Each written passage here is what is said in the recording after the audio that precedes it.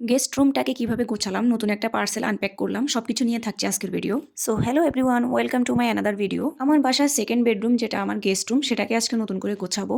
আর floor বেডের জন্য এখানে আমি একটা ম্যাট্রেস আর একটা টপার ব্যবহার করছি। আর আমার কাছে ফ্লোর বেডটা খুবই ভালো লাগে, এটা অন্যান্য বেডের থেকেও বেশি আরামদায়ক হয়। এবার দেয়ালটাকে কালারফুল করার জন্য আমি কিছু কালার পেপার দিয়ে এই শেপটা করে নিয়েছি, আর এর মধ্যেও কিছু কালারফুল স্টিকার লাগিয়ে দিচ্ছি।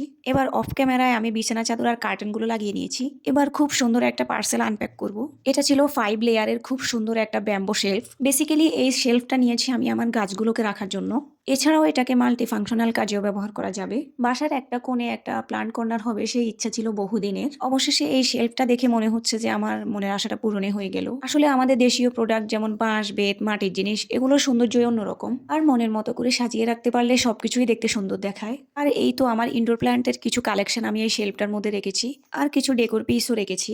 এবার কার্টেনগুলোকেও বেঁধে দিলাম, কিছু ফ্লাওয়ার রেখে দিলাম, আর একটা ম্যাক্রেম রাগ বিছিয়ে দিলাম। আমার বাসায় হোম ডেকোর সকল আইটেম আমার নিজের হাতেই বানানো, যার কারণে সবকিছুর প্রতি আমার অন্যরকম একটা মায়া কাজ করে। আর ঘর সাজানো মানে ঘরে শুধু লাখ টাকার ফার্নিচার থাকবে, বিষয়টা এমন না। আপনার ঘরে যা আছে তাকে সুন্দরভাবে সাজিয়ে প্রেজেন্ট করাটাই হচ্ছে আসল। এই তো আমার রুম ডেকোর কমপ্লিট। আজকের ভিডিও এ পর্যন্ত। সবাই ভালো থাকবেন। আল্লাহ হাফেজ।